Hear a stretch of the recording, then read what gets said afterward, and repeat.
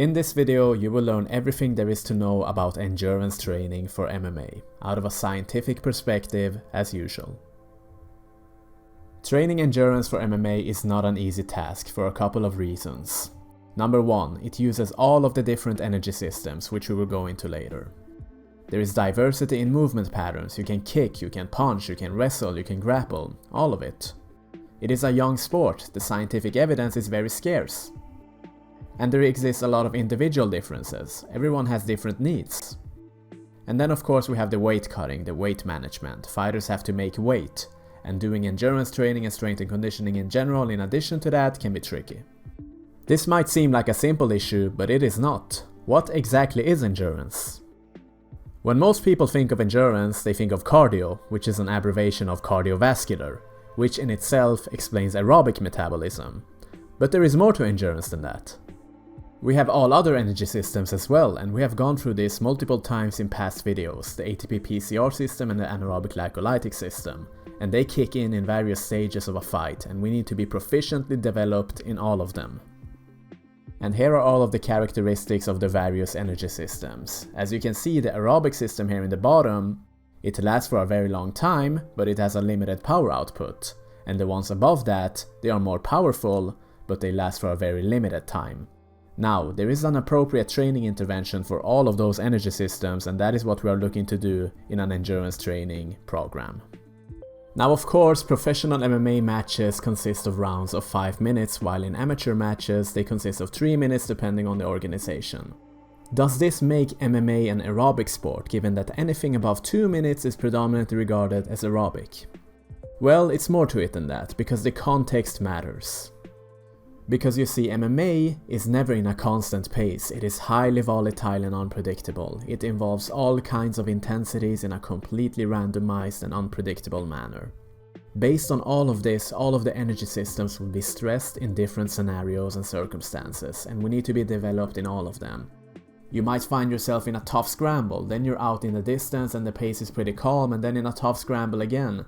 Then you might get head kicked and all of those fight or flight responses get activated and your energy demand shoots up. You never know. One study suggested that the work to rest ratio generally lies between 1:2 to 1:4 for MMA when excluding the rest periods between rounds, but once again, this is general, we never know. With that being said, I want to suggest a more accurate definition of endurance, which is the following. The ability to not only withstand and bear on fatigue, but also delay its onset. When we define endurance like this, it opens up a whole new world of parameters. Aerobic capacity, anaerobic, neuromuscular, psychological factors, the list goes on. And all of those categories in turn have their own subcategories that affect the bigger picture.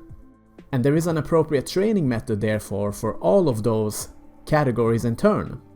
And keep in mind that all of those categories, they are interdependent. Your anaerobic capacity affects your aerobic capacity and vice versa. Then we have neuromuscular factors and psychological factors, a very complex topic that is the backbone of everything. For the purpose of simplicity in this video, we're only gonna stick to aerobic and anaerobic factors when it comes to endurance. And as we have gone through before, aerobic endurance is relevant for low intensity scenarios, such as sticking out the jab, going for footwork, head movement. It is long lasting, but it lacks power. Anaerobic endurance is relevant for high intensity scenarios. It is short lasting, but very powerful. Think of defending a takedown, going for a takedown, going in for the kill with combinations. It could be argued that if you could only choose one, anaerobic endurance is more useful for MMA, but at the same time, anaerobic endurance is dependent on aerobic endurance, so aerobic endurance cannot be neglected either. They are both of high importance in different contexts. Aerobic endurance is completely dependent on oxygen, and therefore it has a low energy production. It is often measured with the help of a VO2 max test, which measures your maximum oxygen uptake. And once again, aerobic metabolism helps to clear of the hydrogen accumulation as a result of maximum effort activity, so it indirectly helps the anaerobic system as well. When you go all out in an activity and you get this sour and awkward feeling, aerobic metabolism helps to clear of that.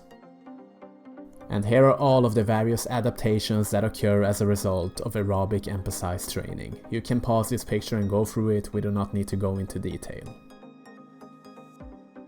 And here are some VO2 max standards for UFC fighters depending on the weight class. If you want the full extensive list, you can visit the UFC Performance Institute's website and download their book. As you can see here, the lighter the weight class, the higher the score in VO2 max, and this is because they have to entertain less muscle mass and body weight. And one important point in this list is that those were performed using a treadmill, and this can be problematic because sport specificity in testing is very important, and most tests, when you read the scientific literature, is done on a treadmill. MMA fighters, first of all, they probably do not possess proficient running technique, which leads to inefficient movement, it costs more than it needs to, and it leads to unreliable data. Additionally, the treadmill neglects the upper body endurance, which is very significant in MMA, so there are a set of parameters that you have to take into consideration when analyzing data like this. So why is the aerobic system so important in MMA or in general? Generally, the energy systems work in a pyramid-like manner, meaning that the development of each system is enhanced by the development on the one prior. This is in terms of recovery, which means that if you have a strong aerobic system, you will reduce the recovery time for the later anaerobic and the ATP-PCR systems, and this is because their byproducts are cleared much faster with the help of a developed aerobic system. This is a major advantage that is often under-discussed. Aerobic capacity, you see, it increases the number of mitochondria, the good old powerhouse of the cell. Generally, the higher this number, the faster the lactate is cleared, allowing you to recover faster from powerful bursts of action. And aerobic metabolism helps to regenerate phosphocreatine, which is the fuel for the most powerful system in your body, the ATP-PCR system. So, in essence, it indirectly makes you more powerful, or at least recovers the byproduct of powerful actions.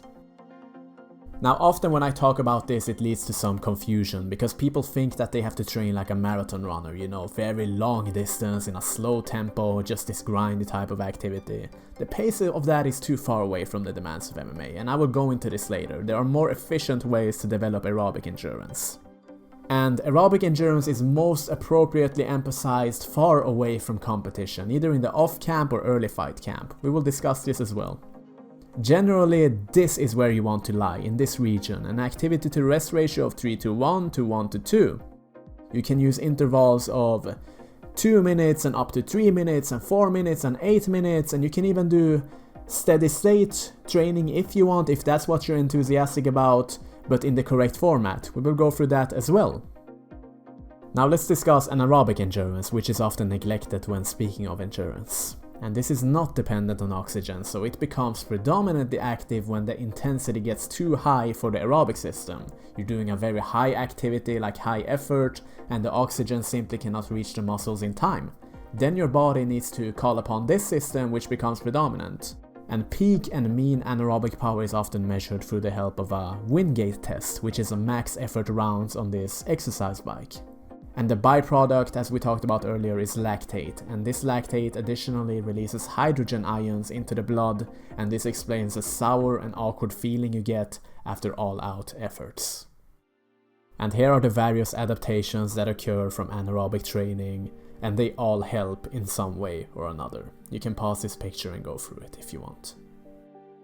Now, once again, the science of MMA is very scarce. We only have very limited data because, once again, it's a very young sport, and all of the brain power of the world, they probably want to design spaceships or algorithms, so it is understandable to a certain extent. But one thing we can do is to analyze the lactate accumulation after an MMA match, and it gives us hints of its anaerobic nature. Here is one study that found out that the lactate elevates from 10 to 20 in MMA regardless of whether it is during training, sparring or competition, which is very significant information. It basically means that in anaerobic terms, it feels kind of as hard. And as you can see here, they compared it to the rate of perceived exertion, which is a difficulty score, a subjective score that the athlete says how the exercise felt, and you can see that they are in line with the lactate accumulation. Now, once again, those studies, they often have very small sample sizes. We cannot take them for granted because, once again, the science is very scarce, but it gives us some information at least, which is good. And for the peak and mean anaerobic power in MMA fighters, I could only find 3 case studies. One examined Australian MMA middleweight, a top 10 ranked light heavyweight, and a UFC middleweight. And all of them were male, and they performed the Wingate test both for the upper and lower body, and they found out that those were the mean and peak power outputs. You can read them if you want. Once again, those are only 3 fighters, so in the grand scheme of things it tells us very little. Fortunately, the UFC Performance Institute had more to say when it comes to peak power. In this case, those are the standards for a 10 seconds all-out test using a watt bike, which is basically a stationary bicycle. And as you can see here, the heavier the weight class, the higher the power output, because heavier fighters tend to be more powerful, of course. You can read the full extensive list if you visit their website and read their book. And here's a pretty good test to measure your anaerobic endurance, which is a 3-minute all-out test using the same bike, but you measure the average power output instead, and here are the standards for that. Once again, the heavier weight classes tend to be more powerful in this regard up to a certain extent, because you see the difference between men's middleweight and men's heavyweight is not that different, because there comes a point when we're speaking of endurance that the heavier you get, the more tougher it gets to carry all of that weight, so that's why the discrepancy is a bit lower in this regard. You can read the full list once again on their website. It will be much more clear with the different weight classes, including women's MMA as well. I could not fit all of them into one picture.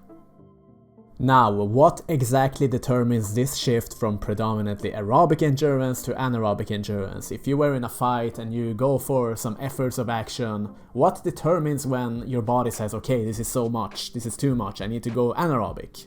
This is generally known as the lactate threshold, and the more trained the athlete is in this regard, the later this threshold will get initiated. So obviously it is a desired trait, and it is one piece of the puzzle of endurance development to get a better lactate threshold. So why is anaerobic endurance important, you may ask? Once again, MMA matches are of highly intense, volatile and unpredictable nature. You're not after low intensity endurance, you're after high intensity endurance mainly, because you will rarely have low intensity scenarios in MMA. So often the pace will be so high that the oxygen will not reach the muscles in time, which happens in the aerobic system. Therefore we need to train the body to not only withstand this, but also increase the lactate threshold that we talked about. And to train this system, the efforts, the intervals that you choose for your anaerobic endurance system, they need to be submaximal to maximal for extended periods of time, and you need to rest appropriately between sets to do this again in a non-fatigue state. We're gonna talk about this later, but this is the main difference between anaerobic training and aerobic training. And here's a little checklist that you can follow when designing anaerobic endurance. Number 1, focus on quality before quantity. This is not about the length, it is about the intensity, okay? That is the difference between anaerobic intervals. It is supposed to be tough. You need to go hard in order for the anaerobic system to kick in, otherwise your body will be content with the aerobic system. And also anaerobic endurance is most appropriately emphasized during the fight camp, when you're close to the competition. Generally, the closer you are to your fight, the more your training has to resemble the demands of a fight as well. You want to stay within this region, an activity to rest ratio of 1:3 to 1:5. Now enough of the energy systems, let's discuss the formats for endurance training. The most popular one is probably steady state training. That is a continuous, consistent effort over a moderate intensity over a period of time. For example, you go for a 5-kilometer run, or you just do something in a steady pace for 25 minutes, etc. Another method is aerobic intervals, which is a bit higher in intensity, but you do it in an interval fashion. Because the purpose is aerobic intervals, you usually do longer rounds and short rest periods. This is a bit more specific to MMA than steady state training, I would say. And then we have probably the gold standard, which is high intensity intervals. This is short bursts of very high intensity actions that we talked about earlier, followed by medium to long recovery length in order for all of those lactate to be cleared so that you can express high power again. For example, 10 rounds of 1 minute all-out rounds on the assault bike, for instance, with 2 minutes rest. This is as MMA specific as it gets. Let's begin with the first alternative, steady state training. This is probably one of the simplest forms of endurance training and the go-to of many recreational athletes. When they think of endurance, you usually go for a 5k run, a 10k run, and it's like this first go-to when we imagine endurance for some reason. But this is generally not regarded as a very sport-specific method when speaking of MMA because it's not in line with the efforts experienced. But if you insist, if you're passionate about this training format, I recommend keeping the duration between 20 to 30 minutes, because exceeding that is probably not a good idea because the pace will be absolutely too low to do you any good in the sport. And instead of focusing on increasing the distance, focus on increasing your efforts within this set time frame. And of course, the only time this is appropriate is the off-camp, far away from competition. If you want to do steady state training, you cannot do it in the competition period because you need to utilize high intensity intervals here. Here are some general guidelines of what constitutes as sport-specific steady-state training for MMA. And here are some example sessions. You can go for a run, you can use the aerobic, jump rope, the heavy bag, or you can utilize circuit training, which is various back-to-back exercises. They are all appropriate for different contexts. Let's discuss our second method, which is aerobic intervals. As opposed to steady-state training, aerobic intervals will be performed in a periodic fashion with appropriate rest periods. And the intensity will be much higher than steady-state training, but lower than that of high-intensity interval, for obvious reasons because we have rest periods. And it is more specific to the demands of MMA in my opinion, making it a more suitable alternative than steady-state training if you want to develop your aerobic tank. And although the purpose here remains aerobic with aerobic intervals that is, anaerobic conditioning will also be partially emphasized, and this is something that is hard to achieve with steady-state training. Intervals of 2 to 8 minutes with rest periods of 30 to 120 seconds are often used, depending on the format. And you can begin on the higher end, for example begin the first week with 8-minute intervals and then cut them down to the lower end to 3 minutes and 2 minutes, depending on how much time you have to prepare. You can tweak it like this. And this is obviously most appropriate during off-camp or early fight camp. And here are some quick guidelines for developing the aerobic system with aerobic intervals, as you can see here. And here are some example sessions that you can implement. As you can see, you have a lot of alternatives. Unlike steady-state training where you have to use a monotonous method, you can mix them up here with a lot of different things. In circuit training as well if you want. You can do shuttle runs, air bike, hill sprints, indoor rowing, heavy bags. It depends on the context, what you're after, where you are. This needs a work in itself, but you do not need to overcomplicate the topic too much. Do something you're enthusiastic about. Now, let's discuss the third alternative, the gold standard, high intensity interval training. This is an action of short time periods followed by longer rest periods, and it is one of the most scientifically researched and backed conditioning methods for combat athletes and many other sports. High-intensity interval training is not only useful for the anaerobic system, but also the aerobic system, two birds in one stone. This is what makes it one of the single best conditioning methods when it comes to MMA. Intervals of 10 to 120 seconds are common, very intense interval that is, depending on the goal, with rest periods of 1 to 3 minutes. Because we want the lactate to clear and we want to be recovered between rounds. The lower end is characterized as short high-intensity interval training, for example 10 or 20 second rounds, and the longer end, for example 120 second rounds, are characterized as long heat. There are different spectrums, so to speak. High-intensity interval training is most appropriate during fight camps and the late off-camp, because the closer we get to the fight once again, the more we want to train our endurance in a fight-specific way that is being able to produce intense actions for a long time, high-intensity endurance. And here are the characteristics of the different types of high-intensity interval formats, short, medium, and long. And as you can see, they have different energy system emphasis, different training goals, and different parameters. You can pause this and analyze it for yourself. And those are some guidelines for training high-intensity intervals. You can see here number of intervals, the time spans, the rest between intervals, and of course you have to use submaximal to maximal intensity.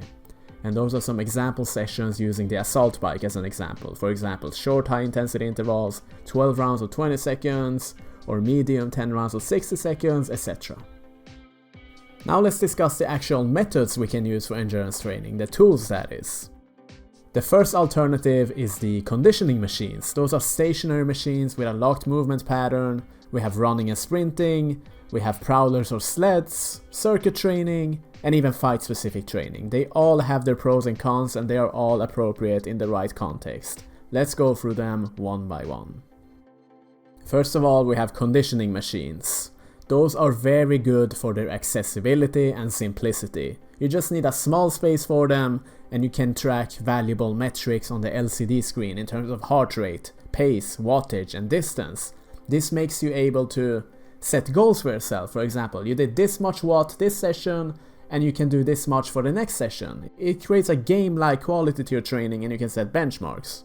The biggest con, however, is their limited movement pattern, which is often locked into a single and monotonous position. For example, you just sit in a bike and pedal, either with your upper body or your lower body, and it neglects a lot of sport-specific movements.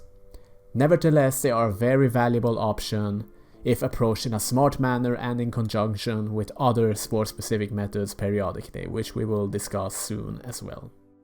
And those are some pros and cons of different conditioning machines: the treadmill, the arm ergometer, the air bike, rowing machine, etc. You can pause this picture and go through them. Those are probably the most common machines that are used in training facilities. And then we have running and sprinting, perhaps the most universally used method, which necessarily does not mean it's the best method, but nevertheless very popular.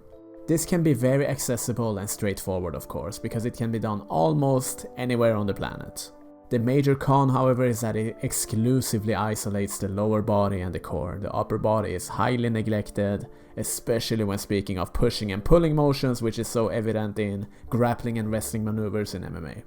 And it requires proficient running technique. Believe it or not, a lot of people, they actually don't know how to run correctly, and this is a skill that needs development, especially MMA fighters when speaking of that.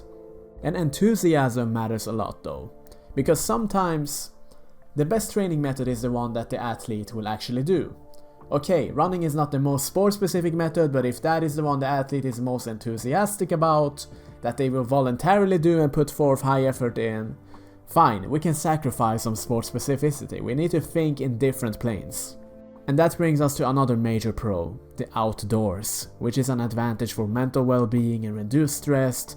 It improves your mood as opposed to like doing some cardio in a basement with a machine. Like, this is a very human thing to do, and it's generally good for the mental aspect of things.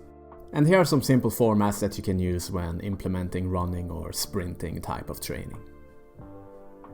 Then we have prowler and sled training, and honestly this makes up for all of the deficiencies presented by sprinting or running, because it is essentially a weighted kind of sprint which you can either push or pull. This is a total body method with high specificity to grappling and wrestling maneuvers especially.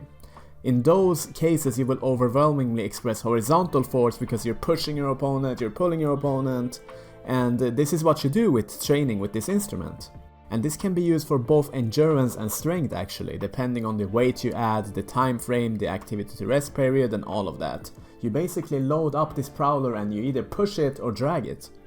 And most prowlers will additionally have a high and a low bar, which makes different muscular demands, so you can vary them both within the workout or do them in separate workout. And here are some ideas of formats that you can implement depending on what your goals are. You can either go for distance, as you can see, you can go for time, you can do a circuit training format with a Tabata, or you can even use it in conjunction with other methods in a circuit. For example, one station you do battle ropes, one station you do the prowler, another station sport specific methods, etc. And then we have circuit training. This is basically back-to-back exercises for different movement patterns and muscle groups, and can be implemented in an aerobic format or a short and concise high-intensity interval format. And honestly, this is a gold standard for combat sports because it allows for the highest emphasis in movement patterns, or you can target the energy systems that you want. You can combine it in so many ways to target your individual weaknesses, so it is a gold standard for a good reason. And there are many possible combinations and scenarios you may design it. You may include just a few exercises per station, or 12 exercises if you wish. For beginners, the most simple format is probably 4 exercises per circuit in a standard Tabata format, that is 20 seconds on and 10 seconds off. And remember, circuit training is not strength training. Strength training has to be performed in its own specialized session, and you go for heavy weights in a non-fatigue state. Circuit training is many repetitions of moderate to light weight for the purpose of endurance development. And here are some examples of movement patterns that you can target when doing circuit training. For example, unilateral squat, which is squatting down with both legs, single leg variations, hip hinge, hip extension. Those are basically the standard movement patterns of the body that is universal to almost all of the sports that needs equal emphasis. So instead of always thinking about these specific exercises, think of the movement pattern first, and then once you have decided the fundamental movement patterns, then you choose exercises for that. And for that purpose, here are some ideas of exercises that you can use that targets different movement patterns. For example, agility ladder targets footwork, jump rope targets footwork, and then we have barbells, which you can do unilateral exercises, bilateral exercises. This is quite a broad topic, it needs a video on its own, but just to give you an idea of the things that you can implement. So with that being said, to progress in difficulty, you can increase the rounds, for example. You may start with 3 rounds of the circuit, and then you can do a 4th one once your fitness increases. You can tweak the rest period or the activity period, for example shorter rest and higher activity. And you can even slightly tweak the intensity within the exercise of the circuit. For example, if you use a 20 kilogram kettlebell in one session, okay, up it to 22, but keep it to a limit. You need to be able to do this continuously because it's endurance once again. And if you're not using a time limit on the stations, for example, if you decide that you do 20 reps on one station before going to the next, okay, up it to 22 reps. And here is an example of a workout, a circuit training workout that targets every fundamental movement pattern basically, and an appropriate exercise for that. This is just an example, you can design it in a way that suits your circumstances, just to give you an idea. Pause this picture and look at it if you want. And then of course we have fight-specific training. This is as MMA specific as it gets, and this is an excellent alternative for psychological preparation before a match, say the weeks leading up to the match. And you can use this to isolate weak links, meaning that you can combine MMA skill work with endurance development. 2 birds in one stone, which is a major pro of using this method. For example, you begin at a disadvantaged position and you begin to work. Let's say you suck at defending the single leg takedown, okay. Let your opponent enter the single leg entry and you start from there and you go high tempo, and while you're tired you shift opponents and you basically work on this weak link while improving endurance. There are many other formats which we're gonna go into later. Another typical method is the popular Shark Tank style conditioning, where one stands in the middle, that is you for instance, that's preparing for a fight, and different opponents take turns on you in every round with high effort, so you will be fatigued and every new fresh opponent will come in and give you a hard time. The only con is that this training form is once again very physically and psychologically demanding, and it cannot be performed too frequently, especially when doing the Shark Tank sparring, because not only might you get injured, but it is too psychologically overwhelming once again. It is an excellent alternative though in the latter part of a training camp to psychologically prepare you for a fight once again. And here is an example of different kinds of formats that you can use for fight-specific training. The Shark Tank that we talked about, defensive scenarios, offensive scenarios, continuous takedowns. And then actually in the bottom you see here conditioning drills with scenarios. That is, for example, you might go all out on an assault bike, 1 minute straight, put yourself in an extremely fatigued state, and directly after that you go into the pads or you do a MMA drill, whatever you want. And the purpose of this once again is to psychologically prepare you for fatigue and make you display good technique despite fatigue, which you will surely experience in a match sometimes. So with that being said, how do we actually track progress? How do we assess difficulty levels and things of this nature within the exercises? For that purpose we need to choose the correct metrics, which is what we're gonna go through now. We have 3 different kinds of metrics. First one is heart rate, then we have Boyle's RPE scale, and then we have power production. Those are the main 3 metrics that you can use to assess how good you were in a session, how much intensity you exerted, how fatigued you were, and all of those factors are very important because they give you context in the exercise and you can set benchmarks and goals for yourself. Let's begin with heart rate. And heart rate is one of the most simple and accessible metrics for especially aerobic training because your heart rate increases exponentially in line with the oxygen consumption. And here is a very approximate or general method for estimating your maximal heart rate, which is taking 220 minus your age. There are more accurate methods, but this one saves you time and gives you a general picture. And here is a table of different percentages of heart rate and their purpose on a very generalized basis. To get more accurate numbers you would need individual testing, but once again this is a generalized picture and saves you time. If you approach your workout in a generalized manner, you can follow such a template and set different goals for different purposes for yourself. And one very useful thing when using heart rate is that you can know if your fitness has increased to a certain level. For example, let's say you're performing a specific activity. Let's say you did 3 rounds of 5 minutes on the assault bike and your average wattage was 300 watts throughout those rounds. And that cost you 80% of your heart rate previously. But the next session, the exact same thing, 3 rounds of 5 minutes with an average of 300 watts now costs you 75% of your heart rate average. Then it hints that your fitness has increased, of course. And once again, heart rate is primarily relevant for the aerobic system because, once again, it goes up in line with your oxygen consumption, but it indirectly gives you insight to the anaerobic as well, because as we discussed previously, at higher intensity levels, let's say 75 to 90% of your maximum heart rate, the lactate threshold is generally approached. And then you can set benchmarks for yourself. Okay, if I'm gonna do anaerobic endurance, I have to reach the higher levels of the heart rate. If I was below that, I probably did not reach my lactate threshold.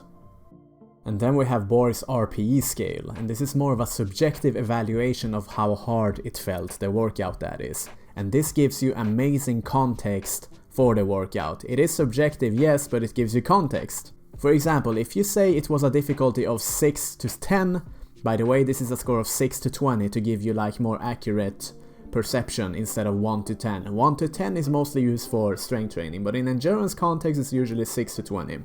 Nevertheless, let's say you are between 6 to 10 here. Then you can be sure it's more inclined towards low effort aerobic activity. You can hold a normal conversation, you relax, it's not too demanding. But when you get to 11 to 14 or 15, it is still aerobically inclined but in the higher threshold, and it becomes more challenging and you will start to breathe more heavily. And then here, 16 to 20, it starts to become more anaerobically inclined. You can still make up sentences but you're breathing heavily. Your lactate will start to accumulate but not steeply, and at the extreme, let's say 19 to 20, the lactate curve becomes very steep. You're probably at your maximal heart rate now. And once again, RPE is so great because it gives you context for the exercise, and when you combine it with heart rate you get an even more accurate assessment. For example, let's say on one day your average heart rate was 155 on a specific exercise format at a specific intensity, and the heart rate peak was 170 and you rate that as RPE 13. Okay, and another day it goes up to 165, 180 and you rate that as RPE 15. Then you know that those values are kind of proportional and in line with each other, and you can be sure that you had an accurate evaluation. And if you had dramatically rated your RPE like say 20 or even below that, something might be off, so it gives you context for the exercise, so to speak. And then we have another very objective and accurate metric, which is power production, both in terms of peak power or average power in wattage, but sadly this method is mostly accessible to stationary machines that have a locked movement pattern, let's say assault bikes or rowing ergometers and things of that nature. Measuring your power in MMA is very complex because there's so many variables, so many different kinds of movements, and it would probably require very advanced equipment. Say you have a training intervention where you will temporarily perform 6 sets of 2-minute high effort intervals on, for example, the assault bike. And in the first week your mean and peak power was 250 and 350. And in the second week it goes up to 270 and 370. You will know you exerted yourself more in the latter week, of course, because this is an objective measure. And couple this with other metrics such as your heart rate, your RPE and all of this, and you have valuable information that gives you an idea of your development, and you can compare those metrics side to side, whether you might need a recovery week or whether you need to change up your routine due to your body getting accustomed to the training, etc. And for instance, if one day your 250 watts were RP 14, while on another day it was RP 18, it is safe to say that you were not feeling as fit or ready that day and some adjustments may be needed. It is another thing that gives you context. And here is a topic that most people or many people find confusing: periodization. And I'm gonna prove to you that it is not as complex as you might think. What we have now gone through are a bunch of different parameters and variables and factors and all of those things. Like, it can be overwhelming, I understand. How do we put all of this together with so much things to work with? Where do we begin? And the simple answer of that is periodization. Instead of doing everything at once, we divide them all, the grand objective so to speak, into manageable blocks in a periodic fashion. For example, aerobic endurance 1 period, good. Then anaerobic endurance 1 period, okay. Then we might do assault bike, circuit training 1 period, and then fight specific training.